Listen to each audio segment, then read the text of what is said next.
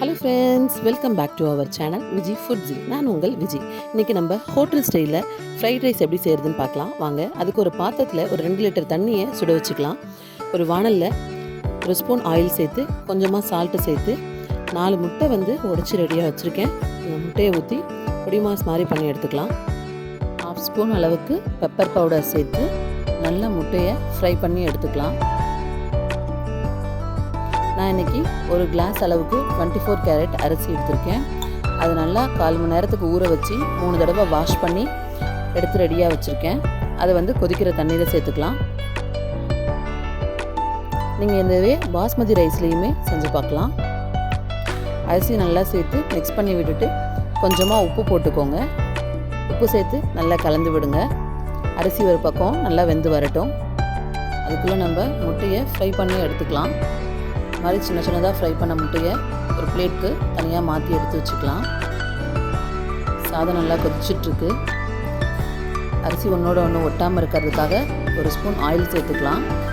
Oil சேர்த்து நல்லா mix பண்ணி விடுங்க. சாதம் நல்லா வெந்து வரட்டும்.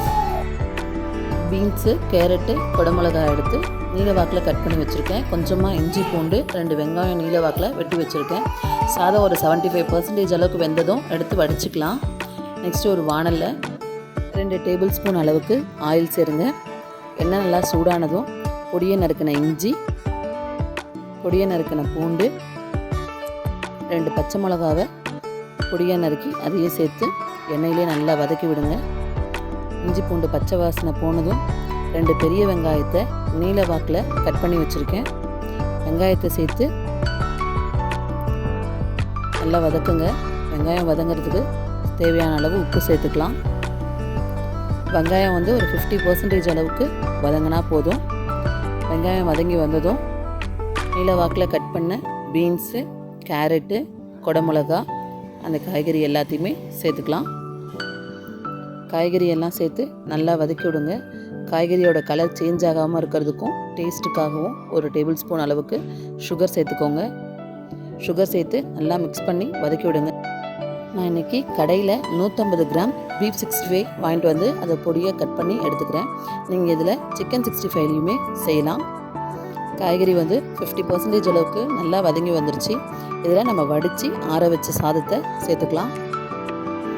சாதத்தை சேர்த்துட்டு ஒரு ஸ்பூன் அளவுக்கு சோயா சாஸ், ஒரு ஸ்பூன் அளவுக்கு டொமேட்டோ சாஸ் சேருங்க. கொஞ்சமாக சேர்த்தாலே போதும். ஒரு ஸ்பூன் அளவுக்கு பெப்பர் பவுடர் சேர்த்து நல்லா மிக்ஸ் பண்ணி விடுங்க. காய்கறி, சோயா சாஸ், பெப்பர் பவுடர் எல்லாமே நல்லா சாதத்து கூட மிக்ஸ் ஆகிற அளவுக்கு நல்லா கிளறி விடுங்க. இது கூடவே பொடி பண்ணி வச்ச முட்டை, கட் பண்ணி வச்ச பீஃப் 65 எல்லாமே சேர்த்து நல்லா மிக்ஸ் பண்ணி விடுங்க. அதோடய ஃப்ளேவர் ஃபுல்லாக அதில் இறங்கணும். அந்தளவுக்கு மிக்ஸ் பண்ணுங்கள். ஒரு கைப்பிடி அளவுக்கு கொத்தமல்லி தழை சேர்த்து சாதத்தை நல்லா கிளறி விடுங்க. அவ்வளோதான், டேஸ்டான ஃப்ரைட் ரைஸ் ரெடி ஆகிடுச்சு. இது ஹோட்டலில் சாப்பிட்ற மாதிரியே டேஸ்ட்டாக இருக்கும். வீட்டில் எல்லோரும் விரும்பி சாப்பிடுவாங்க. ஒரு தடவை இந்த மாதிரி ட்ரை பண்ணி பாருங்கள். வீடியோ பிடிச்சிருந்தா லைக் பண்ணுங்கள், உங்கள் ஃப்ரெண்ட்ஸ் கூட ஷேர் பண்ணுங்கள். நம்ம சேனல் இது வரைக்கும் சப்ஸ்கிரைப் பண்ணாதவங்க சப்ஸ்கிரைப் பண்ணிக்கோங்க. தேங்க்யூ ஃபார் வாட்சிங்.